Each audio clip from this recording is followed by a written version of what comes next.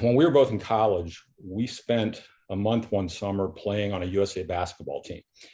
And I actually roomed with Michael down in Nashville. We trained for a week at Vanderbilt. Sam Newton was the coach at Vanderbilt at the time, was the coach of this team that we went overseas with.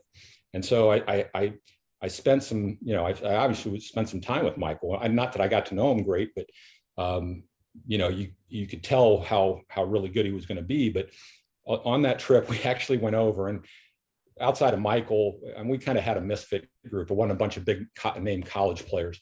And we went over the first 2 games we played against the 10 best players in Europe. And if you remember Chichenko, the big Russian, and there's a guy named Delapagic who was like 30 years old, and a man, and he could score. So we went and played them the first game. We got our butts kicked. I mean, they were men against, it was men against boys. But we then went and played some more equal level teams, and we were in some little gym in this town, Zadar, Yugoslavia, and I made a shot at the buzzer to win it. And I always kind of said to myself, you know what, as time went on, that, Michael probably, that might be one of his first remembrances of me as a player, that I can maybe step up in a situation and do something. So, as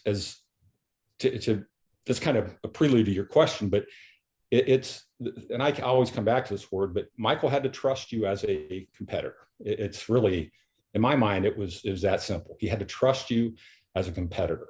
And he didn't like, you be any nonsense in terms of, how you played. He just wanted you to go out and compete.